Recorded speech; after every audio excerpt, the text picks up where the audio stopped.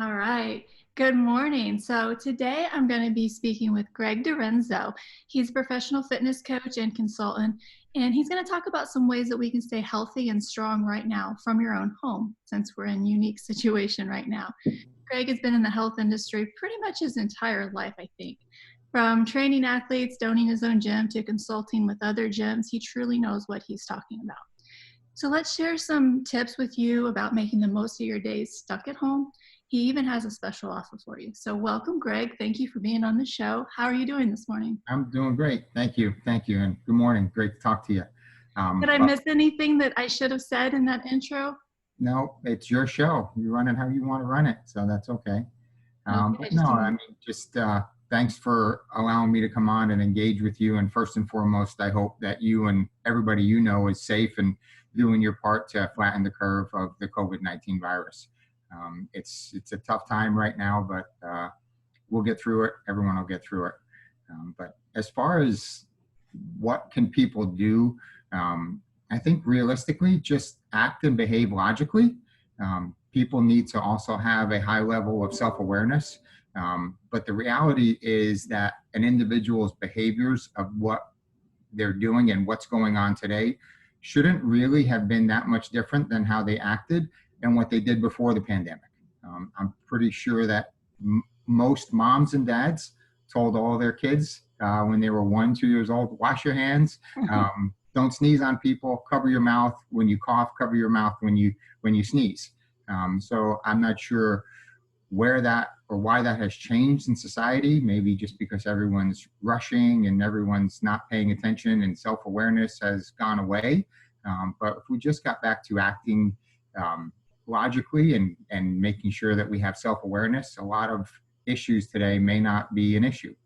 But the other thing is people also shouldn't make themselves sick. A lot of people worry so much. The human body is the most sophisticated machine ever built, and the human brain is the engine. So I have conversations with people and I tell them, you're not going to die. We're going through a rough time, but you're not going to die, but you may kill yourself. And what I mean by that is thinking negatively is going to devastate your immune system. There's a great book to read, Anatomy of an Illness. It helps educate on psychoneuroimmunology. Don't want to get into that right now. That's a whole nother topic. Deep. Yeah, it's crazy, but psychoneuroimmunology is a discipline that's basically been around for 40 plus years, and it's a relationship between immunity, the endocrine system, and the central and peripheral nervous system. It's a whole nother topic for discussion, but it's a great book. It puts it into real life terms. It's not going to be a very heavily science educated book. It's a real world book, and it's Anatomy of an Illness. It's a really good book to read. But what can people do? Let's start with hand washing. Pretty simple. Just do it. Wash your hands. Right. But did you know the CDC has a proper protocol on washing your hands? It's actually a protocol that the CDC actually has put out there. It's simple. You can go to CDC website, but it basically just says, lather your hands, lather them well because the soap creates friction and that'll help dislodge any stubborn microbes underneath your skin. Germs and microbes are found on all parts of the hands, underneath and between your fingers, on the back of thumbs. And realistically, washing up to your elbows is a really, really good idea. Most people don't do that. Most people also don't wash their watch or don't take their watch off when they wash their hands. Another good idea, just to take your watch off and wash that, or make sure that you're not wearing a watch if you're not going to wash it. Right. Scrubbing at least 20 seconds. The CDC also has guidelines saying if you're washing your hands 20 to 30 seconds, you're going to dislodge a lot more germs and microbes than under 20 seconds. They don't state the percentage, but they do state that that's a fact. Also, dry with a towel, not hair dryers, because that can also blow some germs around the area and spread more germs. Right. I would just like to say I have, pretty long fingernails, and I work in the garden a lot. So I've gotten pretty used to, using an extra little scrub brush for it. But I think a lot of people forget about, especially women that might have longer nails. Under those nails, I mean, who knows what could be in there, Correct. I mean, look at how surgeons operate, and they wash their hands. They're scrubbing. They scrub their hands. My father was a surgeon, so I'm well versed in hand washing skills. He was pretty adamant about how we wash and how we took care of ourselves. But it's the friction really that they need to do, and that's lathering and scrubbing things. Use a little micro brush for underneath your fingernails. Use a little toothbrush. Do something. You Right. don't have to get crazy, but just wash properly. Absolutely. I noticed, even before all this, there's some people that seem to not wash their hands at all, and that's kind of a little scary. So we've got to be diligent with ourselves. For sure, for sure. The other thing people should do is really disinfect and clean their cell phones. Germs can live on those hard surfaces for a very long time, and most people don't wash their cell phone. They take their cell phone everywhere with them. There's 99% of the people take their phone into the bathroom. They're talking while they're going to the bathroom. Right. Um, I guess that there must be really important conversation that they have to have when they're in there. But the reality is, the germs are in the air, and then they put their phone next to their face. So utilize speakerphones all the time as much as you can. Apple says that using Clorox disinfectant wipes are safe for their phone. Just go to the Apple or go to whatever phone provider you have to look for guidelines of what's safe to disinfect and clean your phone with. But that's another thing. That's just like touching your face. Your hand touches your phone touches your face. Make sure that you can clean anything that's touching your face. Now, you sound like you already had this down, but have you noticed yourself noticing more how often you touch your face or surfaces? Because I've noticed that a lot more the last, couple of weeks, like, oh, I just touched that. Now I need to wash, or I'm touching my face. I think, yes, it is, again, being more self-aware as to what you're doing. Just simple things as an itch or feeling an eyelash on your cheek or a hair, or a dust particle, you would feel it and you would normally just wipe it away without anything. Now I think just being a little more self-conscious, but it stems back to, okay, are my hands clean? Yeah, my hands are clean. I can touch my face. Right. So I'm not that concerned about that because I'm going to try to make sure my hands are as clean as possible. Good idea. What else? Oh, healthy immune system. Healthy immune system is key, as mentioned, earlier. Is getting enough sleep really, really important. 7 to 8 hours a night is when your body rebuilds, and that's where you can help boost your immunity and boost your immune system by getting 7 to 8 hours of sleep. Keeping a fitness routine. I know it's tough right now. Most gyms and most facilities across the country are shut down. Right. So sometimes, that happens when up north, snowstorms. So it's not just due to viruses or sickness, snowstorms, bad weather, hurricanes down here. So there's things that shut fitness facilities down besides this pandemic that's going on. So implement a program that's going to allow you to do something at home, whether it's just taking a walk or doing some simple calisthenics. Everybody remembers middle school and high school when you had to do push-ups and sit-ups and jumping jacks and do a little bit of running on the basketball court. That's really, at minimum, you should just do that 2 to 3 times a week. 30 minutes a day of exercise is really all you need.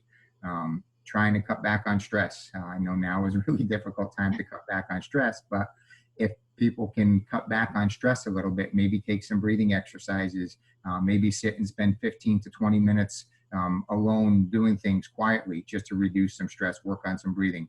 That also helps with the immunity and immune system.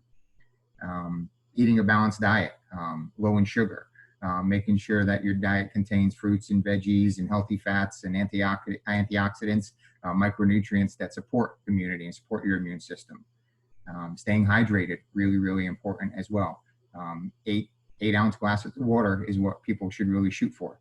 I know it's a lot, but the earlier you start in the day, the easier it is. If you wait to get a lot of water in after 12, 1, 2 o'clock at night, you're probably not going to get a lot of sleep because you're going to be up all night going to the bathroom. So making sure that you start early in the day, it also sets a mindset for being healthy for the day. So if you're drinking water throughout the day, it's going to put you in a mindset of health and wellness. What else? Do you suggest that people add, supplements that maybe they weren't normally taking to their diet? Are there any that you would recommend? There's no magic supplement that's going to eliminate, cure, prevent any disease. But there are some supplements that will aid and assist. Multivitamin mineral, everyone should take a multivitamin mineral. An omega-3 some fish oil, some good healthy fats. There's studies that have shown that if you're taking an omega-3, you have up to about a 50% chance of having a cardiac episode. So making sure that you're taking an omega-3. There's antioxidants, some probiotics for gut health, really important. L-glutamine is another supplement that you could take that would boost your immune system, not just specifically for now, but in general. Everybody should take a multivitamin mineral because we're not getting what we need from food. Right. Most people are not eating correctly. And as correctly is different to everyone, but some people are eating fast food 2-3 days a week or 2-3 times a day even. It's, you never know how healthy you need to be until you need to be healthy. Right. And now is a time where people go, man, I wish I coulda, shoulda. And it's not that it's too late, but okay, so let's start being proactive now and making sure that you're doing the right things. But and then do you agree? I mean, oh, sorry. Yeah. One of the things that I'm big on mentioning to people is it's a holistic thing. You can't just say, oh, well, I'm going to do these other poor behaviors like eat the fast food or, maybe smoke or drink excessively or whatever, but I'm going to take my vitamin C, so I'll be fine. Like we should think about it all around. Exactly. And everyone, if they look at it as an overall health and wellness program and it's just part of their day and part of their habit, it doesn't become a habit, it just is routine. Human beings are creatures of habit. We do the same thing day in and day out. Most people drive to work the same exact way every single day. Most people put on their left sock before their right sock or the right sock before their left sock. Most people get up, have a cup of coffee, and then get dressed and take a shower and go to work. Or they get up, take a shower, and then have coffee and breakfast. The routines happen consistently. That's where those behaviors are. And it's the same thing. If it just becomes part of your routine, it's not a task. It's just something that happens every day. So. I've heard a lot, like, of people, talking about, they're kind of forced to slow down right now because maybe a lot of things are closed or even their place of employment's closed and things like that. But they can now think about what's most important things to do versus maybe all the other things that they thought they had to do that maybe weren't so important. So it kind of gives us a chance to really reassess things. Exactly. And that's where what I mentioned before about the psychoneuroimmunology, the thought process really comes into play. Instead of using this as downtime and negative time, I understand, I get it. It's a very tough time, but let's turn that into something that we haven't focused on previously, and that's health and wellness, and focus on that. Meal planning, meal prepping, having appropriate food in the house, making sure you educate yourself, making sure you're not just reading things and reposting things on Facebook that someone said or someone heard. It's really, it's amazing what's out there and what people really believe and what they do based on behaviors or information that they get that's completely inaccurate. There's more misinformation out there than there is accurate information. And we're overloaded right now with information. It's crazy. There's so many myths out there. The CDC and the World Health Organization the World Health Organization actually has a fantastic Mythbuster page on their site that talks about certain myths that are out there right now. It relates to a lot of things, but specifically in Florida, climate and temperature doesn't affect the virus. Or that it doesn't survive in X number of degrees or higher. Well, obviously we're seeing that that's inaccurate, but for some reason people are saying that and believing that. I actually had someone tell me that they heard that if they take a hairdryer, turn it and have it blow up their nose, it's going to kill the virus because of the heat that they're going to be putting in their nostrils. And I don't know, Revlon or somebody who makes hairdryers must have come out with that because that's insane. If that was the case, we wouldn't have all these issues and epidemics, even with regular flu. But that's not true. It's not transmitted by my mosquitoes and by mosquito bites down here, so we don't have to worry about that. People are, oh, it's Florida, you're going to get it from a mosquito bite. It's not transmitted. UV lights are not a good way to kill the virus. Antibiotics, general antibiotics will not kill this virus. There's a lot of misconceptions out there. Hot baths and things like that are not effective. If you have the virus, you have the virus. Your body is going to have to fight it and build the immunity to that to the virus. So it's not something that a hairdryer is going to cure. If Hmm. it was, instead of swabbing people's nostrils at the stations, they would just be blowing hair dryers up people's nose. So it's just realistically the best thing you can do is avoid large contact with groups, wash your hands, and be aware of your surroundings.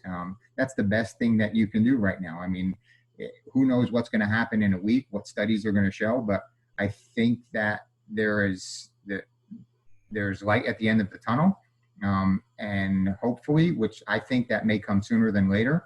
I think that the government is working pretty diligently on making sure that they supply enough.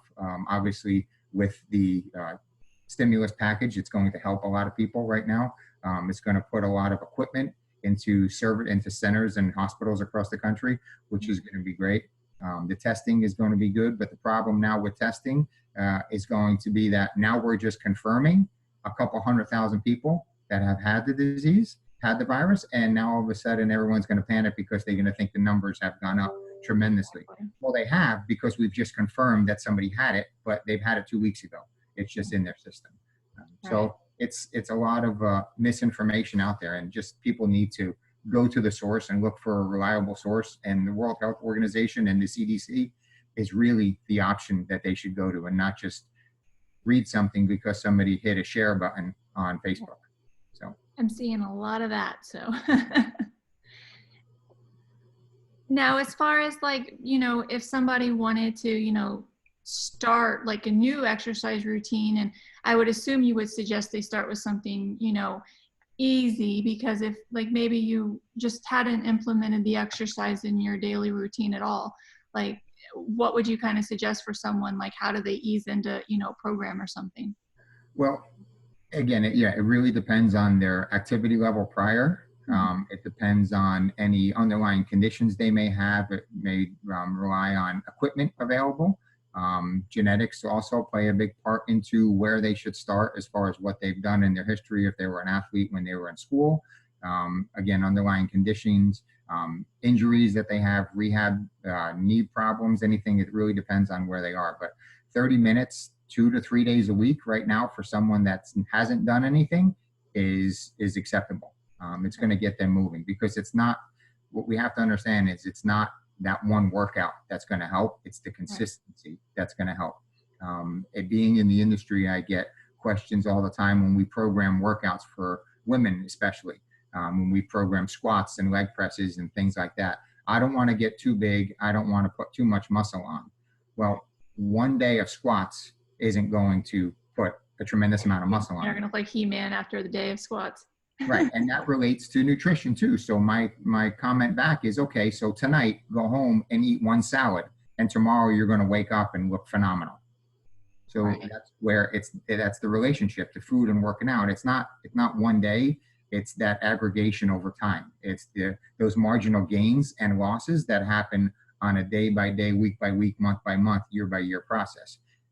So 30 minutes workout program at home, body weight stuff. Obviously, most people don't have equipment at their house, but there's plenty of things you can do around the house. Most moms that have young children pick up heavy implements every day, and that's called a child.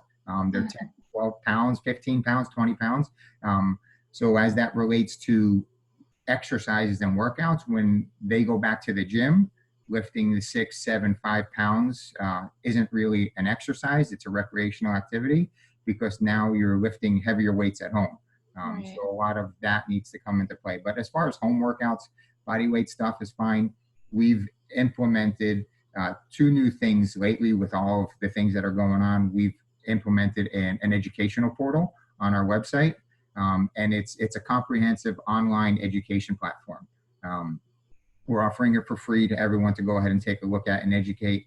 It's for people that want to learn about preventative health. It's desired to help all ages understand their bodies, and it's done via an interactive curriculum online. It's real world science. It's not Facebook share stuff. It's real world science and it's the truth that most people know less about their cell phone than they do about their body.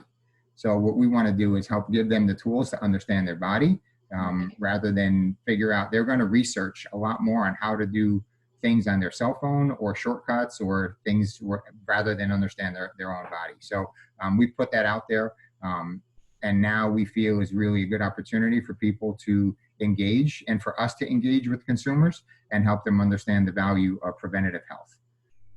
I think that's awesome that you were able to put that together for everybody. So it's open to anyone that wants to, check it out. Yep, it's on our website. There's an education tab, and that gives them the link to go into our education portal, and that is free right now. It's a pretty in-depth curriculum. There's some tests, and it's interactive, and you'll get points. And it's going to take some time, but everybody has a lot of free time right now. But it's a very good interactive educational portal for them to kind of understand everything from physiology to aerobics, anaerobic, exercise, nutrition, diet, overall health and wellness. It's a 12 chapter program. Okay. And another question, I mean, obviously the kids are doing home distance learning right now. Is this something that kids can get involved with too, or is it kind of over their level? No, it's for all ages. There is a section on there when a student signs up, if they're under the age of 12, there is a parental clearance form that they just to understand that. So it's for anyone at all ages from 5, 10, all the way to 95 years old. So we can get our whole families involved and Correct. together. Yep. Okay. And it's great that they can all do it together. Maybe it's something that they do as a family. A lot of people are doing puzzles right now. A lot of people are doing things online, but okay, maybe we're going to spend, a half an hour or an hour a night going through the educational portal and understanding and figuring out figuring out things that they should have known before. Yeah. And, some of us, some of the people are getting bored at home, I think. And, as much things as you really can do when you're in this kind of stressed out situation anyways, it's hard sometimes to get motivated. And what we've tried to do at our house is like break things down into like 30-minute segments and then, a break. And so we've done, different things outside and with nature and, then activities and stuff. So this would definitely be something where, hey, you're getting some extra curriculum here that's, for your whole wellness. It's not just, the school says you need to learn this, math skill or something. Yeah, and that's a great point where you mentioned a timeline. I think that's one of the uncertainties today, that most people may not be adhering to guidelines because there's no timeline. If Right. we were told on April 17th or March 29th, we're going to start implementing a back to work program, Right. or if we're going to do certain things based on a specific date and time, people may comply a little bit more because they know that there's a specific timeline involved. Just like taking a test, you study, the test is on a certain date. So I think hopefully soon we can get some guidelines and some timeframes. As the president noted yesterday, I think that there's the 15-day expires the end of this week, and he's looking to reevaluate there. He said he's hoping to try to get some normalcy or attempt to put some things back in place by April 1st or by Easter. One of those two dates, I think, will work for people, just as long as there's a timeline.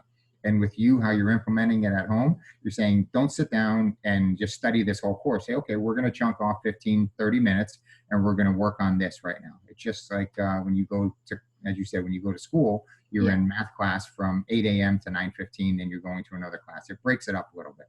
Yeah, I think you need variety right now. Like, I don't think like this is the time to be like, okay, I'm just going to do this one task right now, because you're going to make yourself crazy. And I think that a lot of people, judging by like my Facebook timeline and stuff, a lot of people are just consuming, media, news, and drama filled things and stuff too, which cannot be helping with their mental health and their stress levels. So I feel like if they said, okay, look, I can look at the news for 15 minutes in the morning and 15 minutes at night or something, and then I'm going to get out and do something too, like not out, but like outside, get fresh air, do some exercise, something like that. Helpful. Sure. It's implementing a day planner that we used to have before we had our online calendars. A day planner was the greatest tool that any successful person in business has utilized 100% of the time. When they can implement a strategy of what they're going to do and when they're going to do it, things get done. Otherwise, it's just kind of a shot in the dark, and you're going to do whenever. It doesn't really matter. So, but implementing a timeline and a day planner or an activity schedule is vital. You talked briefly about like people and their routines and in their mornings and stuff. There's a big, I also work in real estate, and there's a big push that people talk about like this morning routine and how critical that is because that's how you're starting your day. Do you have a specific morning routine, and do you feel like, how important that is and what maybe that should, look like? Yeah, I mean, everybody, as I said before, human beings are creatures of habit. When something gets disrupted in a routine, a lot of people kind of get flustered. But as far as in my world of the exercise world, I think consistency is key, and figuring out whatever works for you, for the individual, is key. And most people nowadays, um, they're working a tremendous amount of hours, and their time is the number one commodity. So Right. the opportunity to get engaged in health and wellness probably should start first thing in the morning. And that way you get it out of your way. You get it done. You can get on with the day. You release the endorphins so you have a better mood throughout the day when you're working out. So getting up, getting your routine, getting to the gym, getting fitness done, and prioritizing your day around health and wellness gives you a goal for first thing in the morning. And once you accomplish and you achieve that first goal, the next goal is easy because you've already done it one time. Right. There's Brian Tracy wrote, I think it was Brian Tracy, yeah, put out a video. He's known for eat Yep. that frog. So First uh, thing in the morning, eat the first frog. thing in the morning, you wake up in the morning, you eat a frog. That's probably the worst thing that's going to happen to you all day. So what I tell all of my clients, whatever you guys feel is going to be the most difficult thing for you to do, and generally starting a fitness routine or engaging in health and wellness is probably something that's the most challenging for them to do. Get it done and get it out of the way, and move on with it. So overall, health and wellness can be done with in the morning, and it engages you for the rest of the day in that mindset, in a positive mindset. Right. I agree. There's some days where you don't feel like it, but then once you've actually done it, you're like, I feel so much better, and everything else just seems to go, more productively throughout. Yeah, and that's the endorphins. That's your body telling you, hey, great job. You did a really good job. Let's go for something else to be successful at. Right. Instead of just, I'm just going to lay here and think about all the troubles of the world and do nothing. Yeah, yeah, that's it. um, so what else, anything else that we want to say right now? Anything about your course or just in general that you'd like to put out there for everybody? Well, obviously, our health educational platform is something that we've shifted into lately. Just for that, we have implemented we've changed the way we're doing a lot of training right now. We've always done online and in-person training, but obviously, with what's going on right now, the focus is more in-home and online programming for our clients. We spent a significant amount of time reinforcing and developing our mobile app that we use right now for all of our clients. In the past, it was simply utilized for our professional athletes across the country because they were not one-on-one in-person clients. They were in different states across the country. But we've reinforced and built a little bit more in regards to that. And now we're offering that to the general public. We do have, and those are mobile, those are workouts delivered right to your mobile phone or the Cool. computer. And we're doing a 2-week trial free on that as well. Oh, So awesome. Okay. we're giving everybody an opportunity to engage in health and wellness while not impacting them financially. So that's what we want to do, is give them some tools, give them workouts, give them a guide that they can see that, and all the workouts that we will program and that we do for home-based workouts really don't require any equipment. So anybody can do it, and they're 15 to 30 minutes long as well in the morning. So it's not like it's going to consume an hour and a half, 2.5 hours of the morning. But that's Awesome. And then so you're a personal trainer. So like if somebody's, wants to, make changes in their life, or they want, they have some certain, goal, they're an athlete or whatever, they can hire you, and even you could get started, now, even, like on a mobile platform or online, even though they can't maybe see you face to face. Sure. We have trainers and coaches that work with us that implement programs all over the country for our programs for our athletes. Right now, we have a higher demand, obviously, which is Yeah. good. But that's why we're also offering a no charge complimentary 2-week program because we understand. But yeah, people can go to our website. They can I can send a link to you, and you could show them the link, and they could just sign up automatically, and it automatically goes through a questionnaire for them so we know what type of program to put together for them. And it's all done via the phone, or actually the setup would be done on a computer, and then everything gets delivered to them via their phone. Every day they get a workout, they have a calendar, there's question and answers, there's information sections on there, there's way to chat back and forth with the trainer on there. Every exercise that we put in there also has a video demonstration, because the exercise, as we call it in the industry, may be completely foreign to somebody doing it. But with the exercise videos in there, they can just click on the video and it shows them exactly how to do the exercise. Oh, that's awesome. Because I know, personally, like I've seen books or, you're online and you just see like a picture and you're like, I don't really know how they got to, what exactly they're doing. So seeing that video would really help. Yes. Yeah. Okay. Now, do you have trainers and everything, that across all sorts of boards? Or do you have a couple like specialties that, you're focused on, or? Yeah, we have trainers that work with us that have all types of different levels of certification, senior population, prenatal, postnatal, rehab specialists, sports specific athlete training, general mom and pop executives. So we have training programs and trainers that will implement these programs based on the individual. It's not just going forward. There's no just blanket program that works for everyone, because Mrs. Smith, who just had an ACL tear or reconstruction of her knee, is going to require a lot different program than Rob, who plays in the NFL. Right. Everyone is different specific for anything going forward on any programs once they get signed up with us, for sure. Okay, well, this sounds awesome. I really appreciate your time. Do you want to share like your website? I know you have a Facebook and a website, and then I'll also post it with this video as well so people can, find you. Okay, yep. Our website is just gregdirenzo.com. Our Facebook page is Facebook/Greg DiRenzo PhD, and an email is just Greg @GregDiRenzo. Okay, perfect. Well, I really appreciate your time, and stay well. And you're in Florida right now, correct? Correct. Yep. Okay, so you get some vitamin D and all that good stuff and fresh air. Awesome. Well, you have a great rest of your day, and I will send this link to you also. Okay, you too. Have a great day and stay safe. All right, thank you. All right, bye-bye.